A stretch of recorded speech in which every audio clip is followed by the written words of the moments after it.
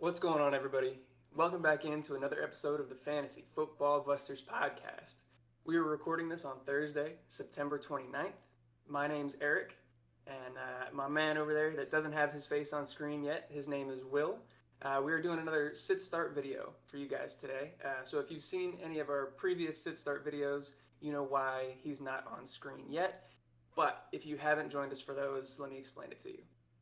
So we do these sit-start videos primarily for you guys. We're trying to help you out, give you some advice and how to set your lineups each and every week. So quick little aside here, if you guys do find value from that, if we help you out, please leave us a like. That would be much appreciated. Hit the subscribe button. You'll be ready for all of our other videos. And if you guys want advice specific to you, hit us up in the comments. Drop your sit-starts. We'll be able to help you out that way.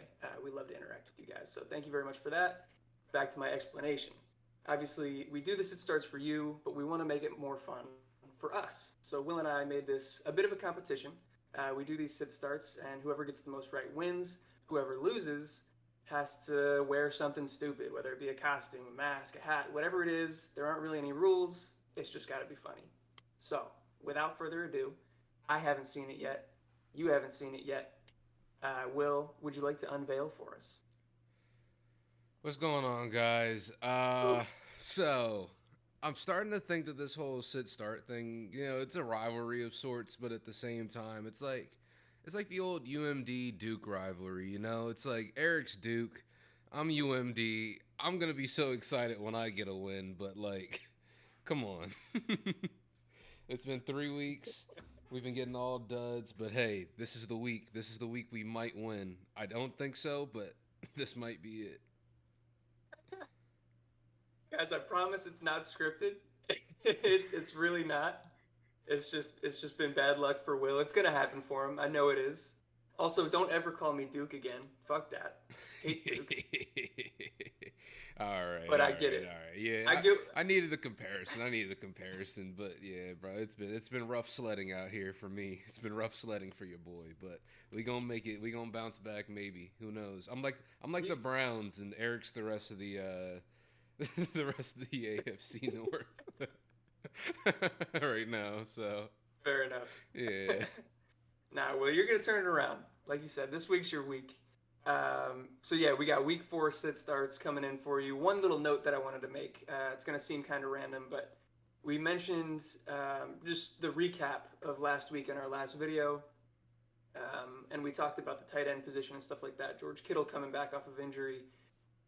Something that I heard while I was listening to the Establish the Run podcast with Adam Levitan and Evan Silva. Go check that out if you haven't heard it before. They're super good at what they do. They noticed that as soon as Trent Williams went down with his ankle injury, George Kittle was in to block almost every play after that. He was helping that new left tackle block for most of the snaps for the rest of the game. Now, that was a limited sample size because I'm pretty sure he got hurt pretty late in the game. But I think that that's important to note going forward if you're a George Kittle owner. And it might even be worth trying to shop him because if Trent Williams is out for the next 4 to 6 weeks and George Kittle is in to block on a bunch of his snaps, he's not going to be super duper fantasy valuable for you, at least not what you hoped. So figured I'd bring it up. Yeah, it's a very good point. Very good point. Something to keep an eye on, and just to temper your expectations for George Kittle going into the weekend. He may not play as a receiver too often. Yeah, let's kick things off here. We're going to start at the quarterback position for these start sits. We got Kirk Cousins going against the New Orleans Saints or Trevor Lawrence going against the Philadelphia Eagles. I didn't ask you like I normally do. Will, do you want to start us off or do you want me to start us off? Hey, man, I'm going to lose regardless, so let's let you start it this week, All right. So this one's pretty close. Trevor Lawrence had himself a fantastic week last week. He seems to be on the rise along with this entire Jacksonville Jaguars team. They're doing really well. Kirk Cousins, at least so far this season, is kind of doing the opposite. He's sliding a little bit. He had a good week 1. The past 2 weeks haven't been as good. I just think that Philadelphia's defense has looked so good to start the season. It definitely makes me nervous to start Trevor Lawrence here. Kirk Cousins in primetime is the absolute worst, and I'm worried that he's going to confuse this 9:30 start over in London for a primetime game. He might get a little confused and forget how to play football again, but hopefully that doesn't happen. I'm going to go with Kirk Cousins here by just a little bit. Yeah, it's tough betting on Kirk playing at any time that isn't 1 p.m. on a Sunday. You know, he's like, what is this? There's football played at other times, but yeah, Trevor Lawrence going up against that Eagles secondary. That Eagles secondary, Darius Slay in particular, has looked amazing. James Bradbury's also been looking pretty good. And I just, Trevor Lawrence has been on the rise, but I think this is going to be the Jaguars' first really, really rough game, just because they will be going up and just running into a buzzsaw. So I am going to give Kirk the nod, as much as I don't like Kirk too much. He somehow always puts up good stats, and like you said, I'm not as afraid of New Orleans' defense as I am Philly's defense. So yeah, I'm going to go ahead and go with Kirk on that one as well. I'm going to agree with you on that. So we agree on the first one. With this, we're going to start the running back position here. I made these first two running back starts pretty spicy. I did it on purpose, mostly to kind of gauge our confidence in two of the guys that maybe some of you have recently picked up off of waivers, two priority ads, and also to gauge our level of concern with the two high-end picks that come in the beginning. So I'll just get right into it.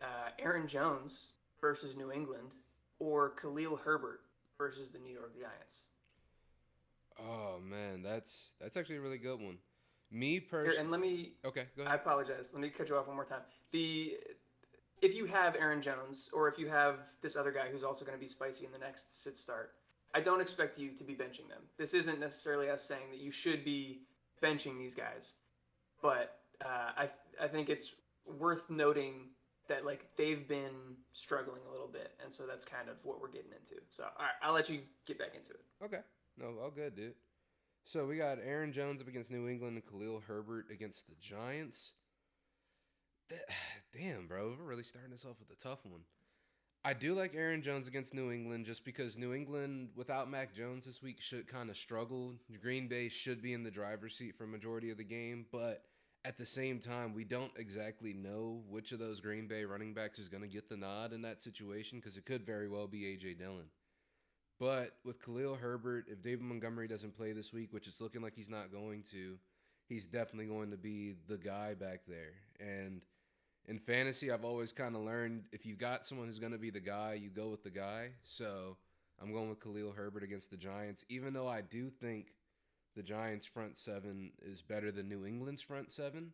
I think Khalil Herbert is talented enough and he's going to get enough opportunity. And apparently the Bears are playing football like it's the 1940s. So, I think Khalil Herbert should be okay. Yeah. Yeah, this one is surprisingly tough. Aaron Jones had that big boom week in week 2, going off for 30-plus points, but that's been bookended by, I think, a 9-point performance in week 1 and a 5-point performance in week 2. Mm-hmm.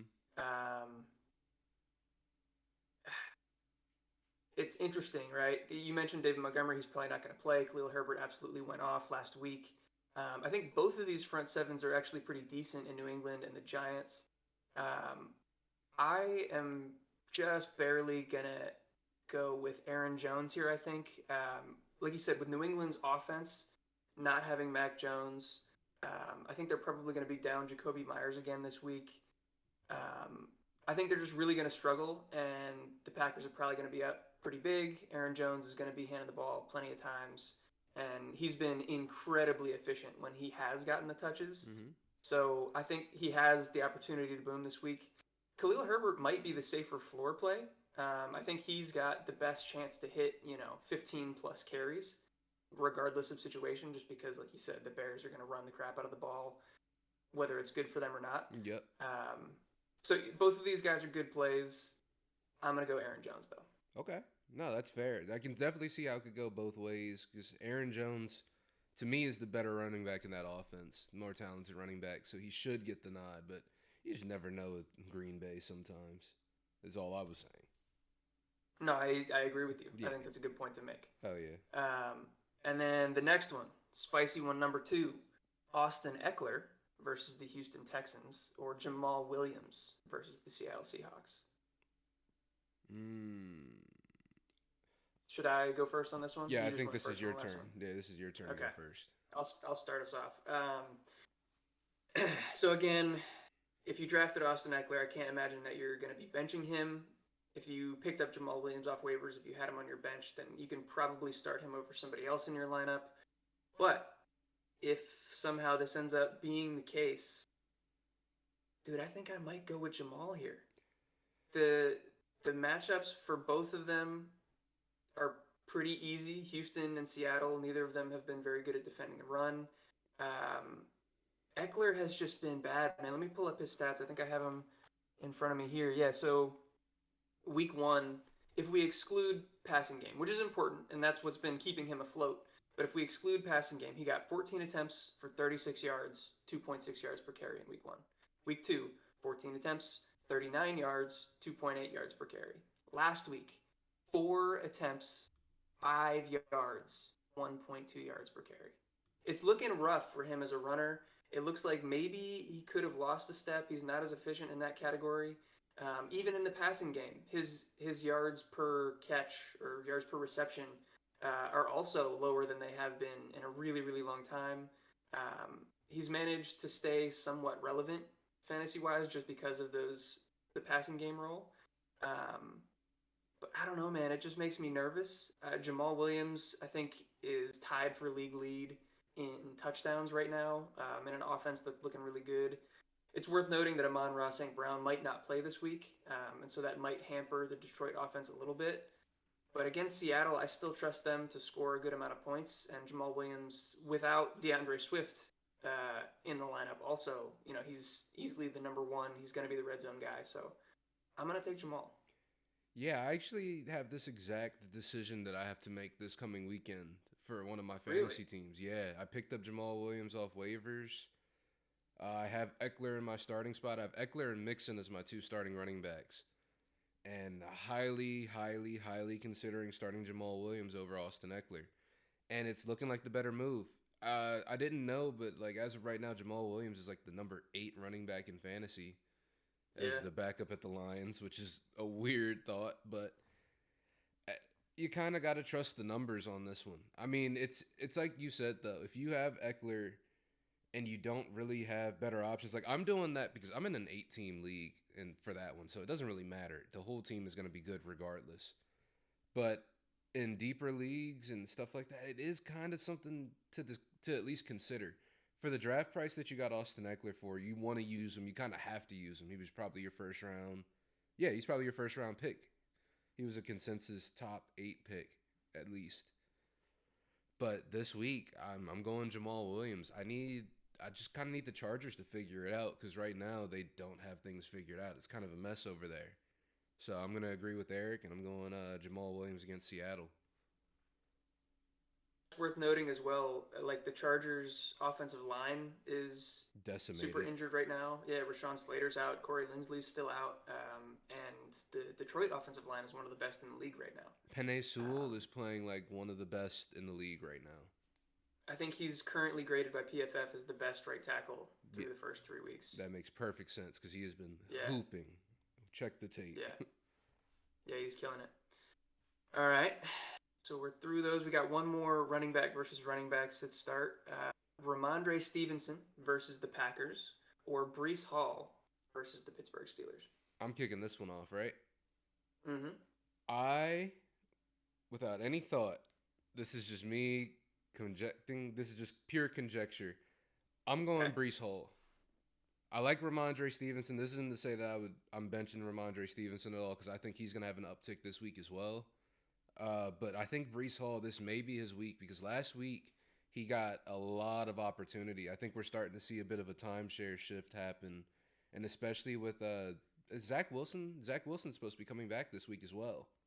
He is slated to start this week, yeah. So I do think some of the dump-offs and maybe even the running back checkdowns, it may go down slightly, but I think there may be some more opportunity in this offense to be found. Breece Hall last week got, he led the team in targets? Or he was close to leading the team in targets? I believe so. I think he had 11. I don't I'm think looking it up right now. I don't think he'll get that many again because I don't think Zach Wilson is that kind of quarterback. But at the very least, I think they're going to try to get their playmakers and their most, dynamic players on the field. And I think Breece Hall is proving to be one of them. I don't think this is the week that he takes the running back, the reins completely.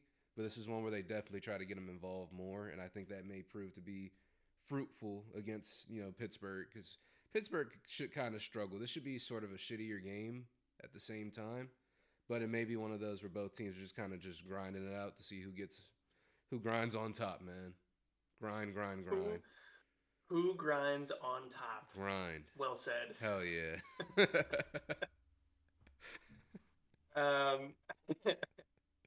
I'm actually, I guess I'm not in this predicament. I have Ramondre Stevenson in the league that I care about most, that I'm in with you, actually. I'm likely going to be starting him, but I'm talking to the Breece Hall owner about making a little swapsies.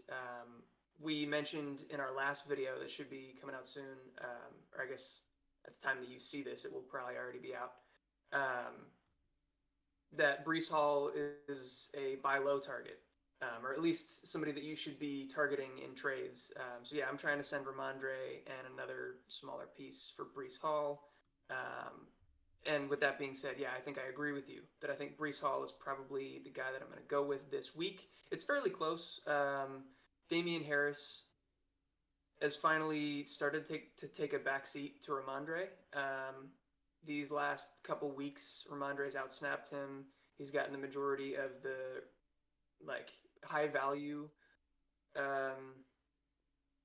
not just high value targets and the red zone work. He's gotten involved there as well.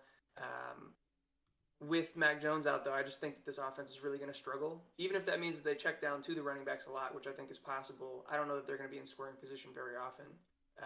And so I think Breece Hall just has a better chance to get in the end zone. And like you said, he's also taking over his backfield over Michael Carter.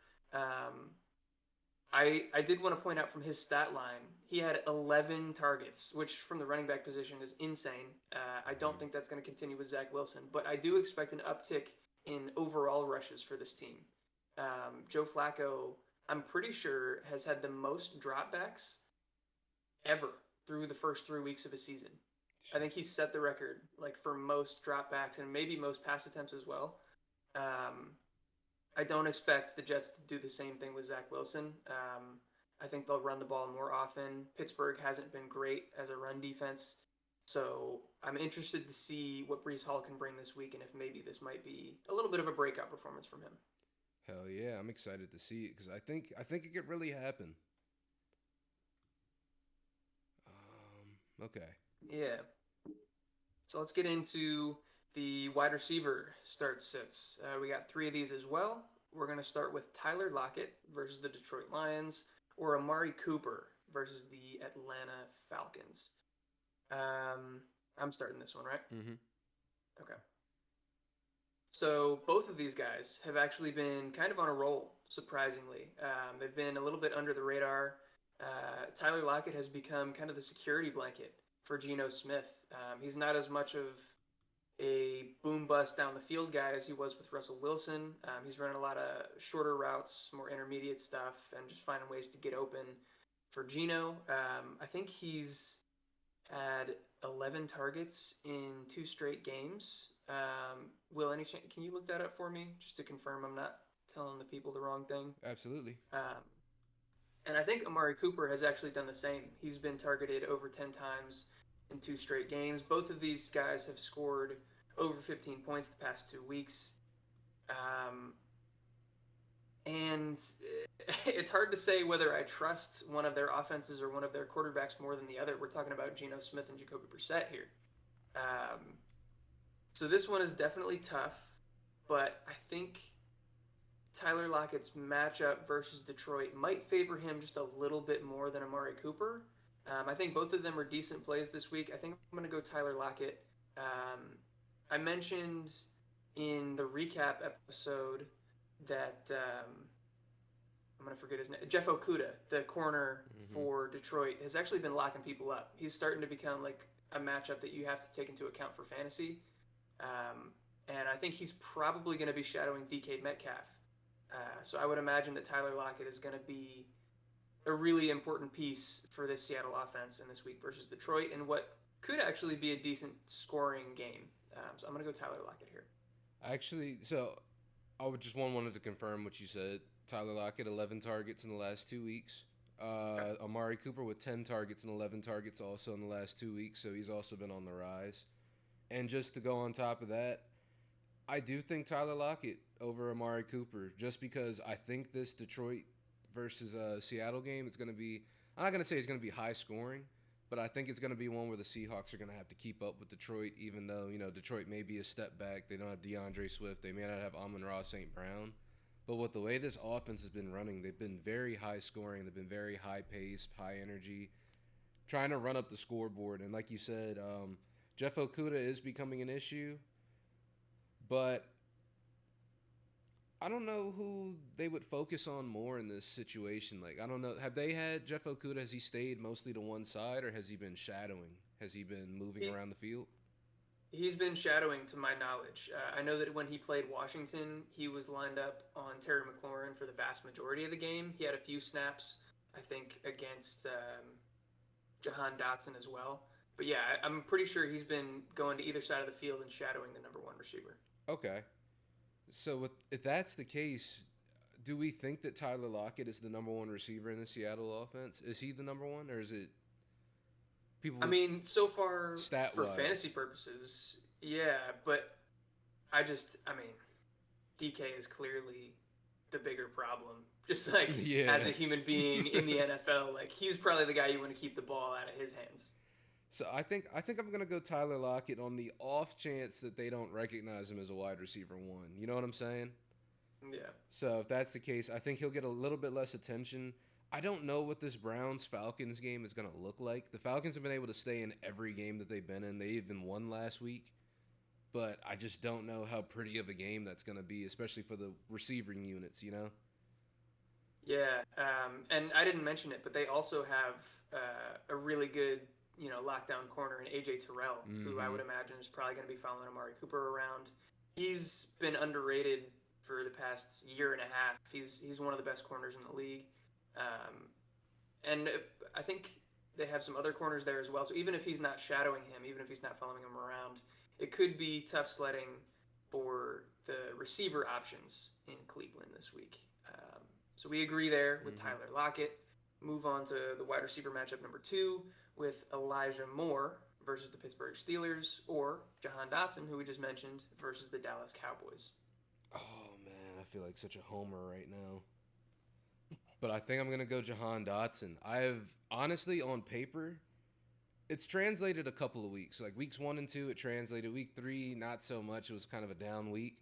But Jahan Dotson's usage in this offense has been absolutely incredible, especially for a rookie. Like he's on the field for just about 98% of plays where the ball is being thrown. He's running a route. He's out there on the field. Out of every receiver on the Commanders, he has been out on the field the most. He hasn't been the most productive, but he has been out there. With Elijah Moore, I feel like, to me, he's been underperforming this year. I think a lot of people feel like he's been underperforming. But I do think there is talent there, so that is kind of tough. But I guess at the end of the day, I'm going to go Jahan Dotson. I think the usage is out of this world, and it's just a matter of time until he does start to boom and get those looks. And we've seen when he gets those looks, he has been hyper-productive. So I'm going to give Jahan Dotson against Dallas the nod. Yeah, I like it. This one might be the hardest pick out of any of them on the list. Like you said, Jahan Dotson's usage has been incredible. His first 2 weeks, he got in the end zone. He looks really good. Last week, he struggled a little bit. Elijah Moore has been fairly disappointing for all of the first 3 weeks. Now he gets a quarterback change. I think it's funny what fantasy Twitter has been doing. Elijah Moore was kind of like the late round darling for a lot of, the pre-draft rankings and stuff like that this year. But people were worried about Zach Wilson because when Joe Flacco was in, when Mike White was in, is when Elijah Moore was really going off. And so it's funny to see people kind of turn that on its head and say, oh, well, now Zach Wilson is back. Elijah Moore, wide receiver 1 season, he's back. I don't think that's necessarily the case. Garrett Wilson seems to have supplanted him as the number one wide receiver there. Mm-hmm. But it's still really tough because Dallas's pass rush has been outstanding. Like, they've just been lighting people up. They had Daniel Jones under pressure, like almost 50% of his dropbacks or something ridiculous like that in the Monday night game last week. And I don't think it's going to be any different. Carson Wentz took what? How many sacks did he take last week versus the Eagles? Just a ridiculous amount. Don't talk to me about Carson Wentz right now. I'm sorry. I'm sorry. But yeah, you're 100% right. He's going to be running for his life this whole game. Yeah, so neither of these guys are the number one on their team.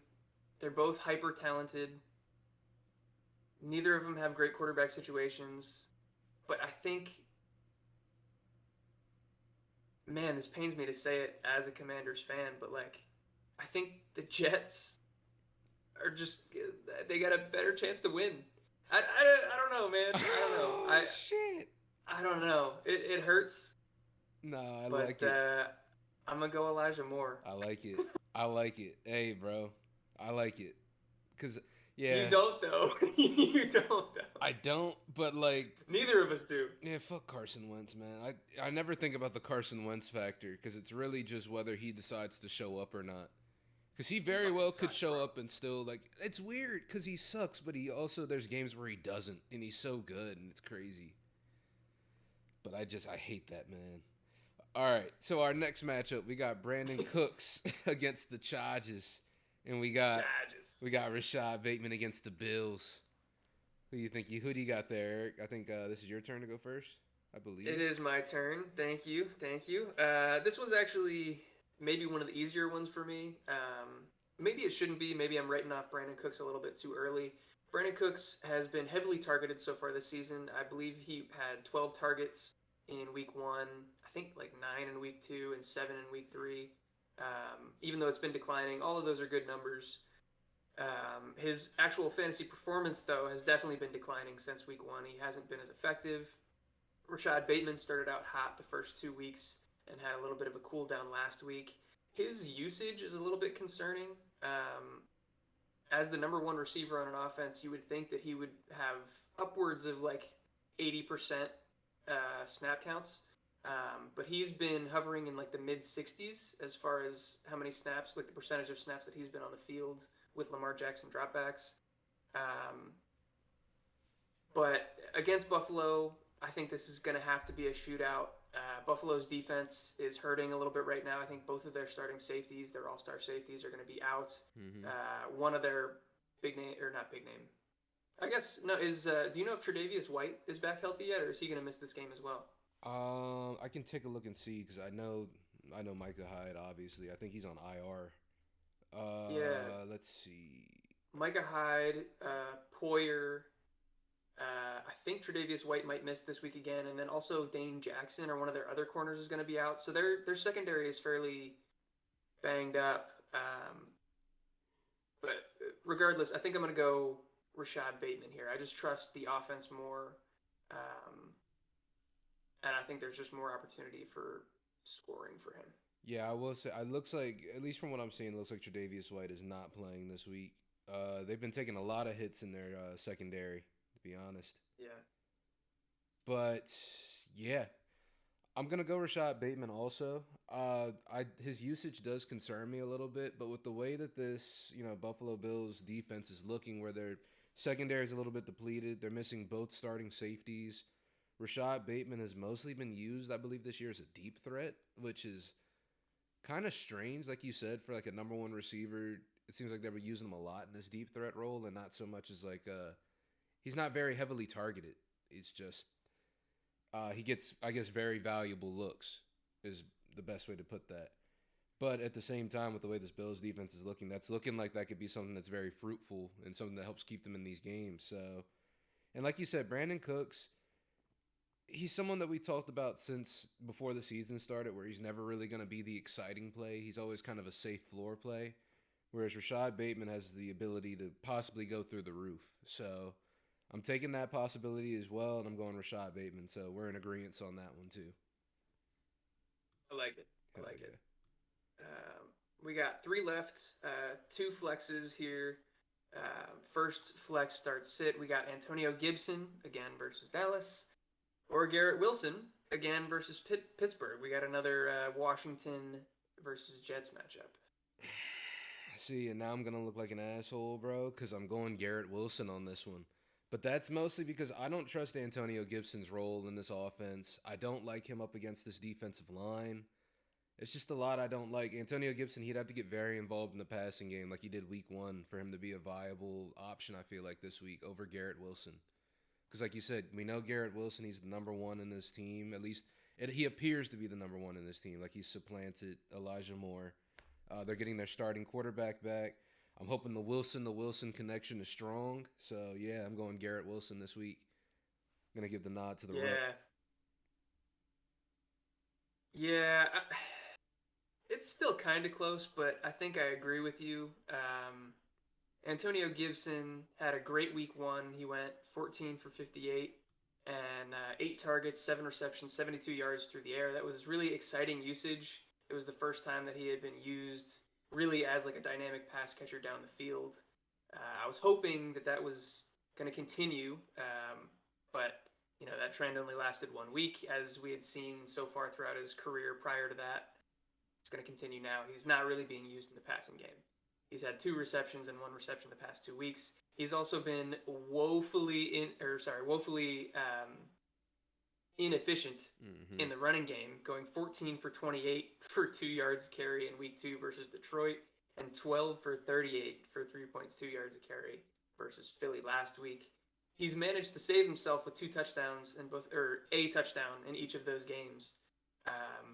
I'm not sure that continues, and if he puts up that kind of stat line with no receiving production and no touchdowns, it's going to be really, really ugly. So I'm going to agree with you. I'm going to go with Garrett Wilson. But I will say, this is making me fucking nervous because I've put 3 different Jets in here, and I've picked all 3 of them, and there's no way all 3 of them are going to work out for me. Absolutely not. One of them's got to fall through. I just got to hope it's not the one that we both bet on. Mm-hmm. Yeah, we'll see what happens. Our last flex sit start, we got James Conner going up against the Carolina Panthers, or Brandon Ayuk versus the Los Angeles Rams. I think this is back to me. Yep. This one's interesting. James Conner has been on the downswing. I don't even really think it's his fault. He is exactly what we thought he was going to be. He's not an efficient runner, but he's decent in between the tackles. He's okay as a pass catcher. And we thought that this offense was going to be fairly potent, and they looked to him a lot in the red zone, so he should get a lot of touchdowns. But Arizona has not been a good offense. They've been a pretty shitty team overall, to be honest. So the scoring hasn't been there, and so James Conner's fantasy production hasn't really been there. Brandon Ayuk actually got a good amount of targets now that Jimmy Garoppolo is head of the offense after Trey Lance left. The Rams actually haven't been a very stout defense versus receivers from a fantasy production standpoint. But do you think that Jalen Ramsey is going to shadow Ayuk? Has he been staying on one side of the field, or has he been shadowing the number ones? So I think one thing I've seen them do, they move him a lot from outside to inside, but not so much reversing field with him a whole lot. That's true. I have seen him in the slot. Yeah. I forgot about that. So I don't know that matchup necessarily matters. Also, he's kind of been getting torched. Yeah. He's still really good, and we've talked about him potentially transitioning to safety at some point in his career. I feel like he's going to be really good at that, but he's been kind of getting fucked up at the corner. I can't confidently say that he's the best corner in the league right now, undoubtedly, but he's still top 5, obviously. He's still up there, but he has taken a noticeable step back. We definitely saw that week 1 and then just kind of going forward. But, yeah, I'd say that's accurate. So, with all of that being said, definitely close. I'm going to go with James Conner, mostly because of the matchup. Carolina sucks. I'm hoping that means that Arizona's going to be able to move the ball a little bit better. Hopefully they're going to be given some scoring opportunities to James Conner, and if he can get into the end zone, I think that might be all he needs to outscore Brandon Ayuk. But we'll see. Yeah.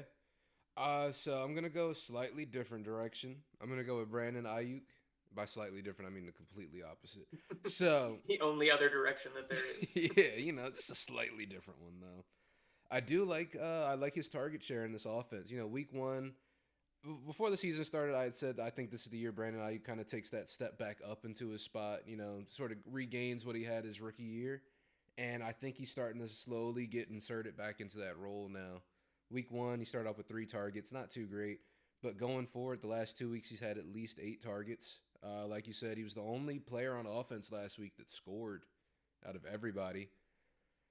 And I like his usage. So I think this is going to be a good week for. I think it's going to be a good week for Brandon Ayuk. I think this team's going to have to throw the ball a good amount just because Trent Williams is out of there. The run game isn't going to be as strong as it usually is, even with George Kittle staying back to block. I think, and with George Kittle staying back to block, I think that does raise Brandon Ayuk's ceiling as a wide receiver. Now, that's conjecture based off if, George Kittle will be blocking more with Trent Williams out. But I do kind of trust that narrative because George Kittle, for a lot of you who don't know, he is primarily a blocking tight end. That is what they drafted him for in the first place. He just ended up developing really, really well as a receiver too in the NFL. But he is an amazing run blocker. He's an amazing blocker. So yeah, I'm giving a nod to Brandon Ayuk. I think that this is going to be a good week. This is going to be a big week for him. Yeah, I like that a lot. I like your reasoning. You honestly made me question whether I made the right decision. I'm not going to go back on it, but yeah, this one's definitely really close. I can't fault anybody for choosing either one of these guys. So that'll take us into our last sit start. This is a segment that we're continuing from last week. I had hoped it would only last 1 week, but here we are again with Kyle Pitts or a random waiver wire tight end. I picked Kyle Pitts last week. We had him matched up against Tyler Conklin. Tyler Conklin. You took the Conklin. Kyle Pitts had a great week. He looked really good. He went 5 for 87. He also had what should have been a really big deep bomb down the field where Mariota overthrew him. But it was definitely encouraging to see. He was back on the fantasy map. But Conklin outproduced. He did really well. So we're here once again questioning Kyle Pitts. The title is Random Waiver Wire Tight End, and I have David Njoku on here as his matchup. I'm sure he was a waiver wire priority ad this week, so he's not on anybody's waiver wires right now, I would imagine. But I think it's a fair comparison. These guys are in the same game against each other. Kyle Pitts versus Cleveland, David Njoku versus Atlanta. Where are you going with this one, Will? Man, it's with this. I actually really like this segment a lot. This is one of my favorite segments every week now. But I think I want to go Kyle Pitts. I'd like the usage last week. I think Arthur Smith is done sort of being a stubborn jackass now. Because that's all I felt from that sort of response that he gave last week. Oh, the ball will find him. No, throw the ball to your best player. It's football, bro. It's not that difficult. But Kyle Pitts against Cleveland, I'm going to go ahead and lock it in, bro, because this shouldn't be a question every week. This should be an easy question. No. But, yeah, David Njoku last week had a huge week. I don't think that same huge week can happen again. But I also wouldn't be shocked, man. But I'm going to go Kyle Pitts. I'm going with my heart. I'm going with what I hope happens. Going Kyle Pitts. Fuck yeah. I love it. I'm in agreement. Kyle Pitts, ride or die forever, baby. We got to go with Kyle. He's a freak. He's a generational talent. He's one of the best receiving tight ends I think we'll ever see. He's got to do better than David Njoku, right? We've seen what David Njoku is for the first, 4 or 5 years of his career, however long he's been in the league at this point. Yeah, he's a crazy athlete. He's a big dude. He had a big game last week. But what has he ever done before that? Nothing. Now, what has Kyle Pitts ever done? I don't know. Hey. But I'm going to go with Kyle Pitts because he's just a flat-out dog. I cannot wait to be doing this segment again next week. So gonna, dude. We're definitely gonna. Oh, shit. Hey. It's bound to happen. It's bound to happen. But hey, if you guys made it this far into the video, which obviously is the end, we fuck with you. We love you. Thank you so much. Hopefully we're not doing Kyle Pitts or a random waiver wire tight end next week, but we're gonna keep the good times rolling. Hopefully not. So make sure you guys like, comment, subscribe, hit that notification bell. We're trying to find some more new content for you all, so make sure you guys are looking out in the description for new links always. We're going to be dropping the TikTok soon. We're going to try to get some things popping, get some more fun, even some more fun variations of sort of these challenges we do every week. So we're going to try to have a lot of more fun with this thing. We love the analysis. We love helping you guys too. But we know that, there's an entertainment aspect to this as well, and that's something we really want to hammer home for you too. And I think we got a lot of cool stuff set up for you, and I'm excited to see it. So, yeah, come be a part of the community. Let's have a good time. Let's win some fantasy football, Hell yeah. I don't have too much else left to say. If you guys want your individual specific sit starts answered, drop them in the comments. We would love to help you guys out. That's what we're here for. Engage with us. We'd love to do that for you. Also, tune in next week for this episode again. Maybe I'll be wearing the mask. We'll see. Strongly doubt it. I promise it's not scripted. We'll see what happens. We're trying our best. But yeah, thank you for sticking with us to the end. Oh, what you got? I'm trying my best. We know you're trying your best. He's not throwing. I'm not throwing. I'm just ass. But you guys have a great day. Have a great weekend, bro. We're getting close to the weekend. It's Thursday. It's close enough to say that. Yeah, you guys have a great weekend, and fuck, Peace. Peace. I'm winning again. How could I lose? I was born just to win. Could never lose, so I'm winning again. I'm winning again. I'm winning again. Minute by minute, I'm meeting the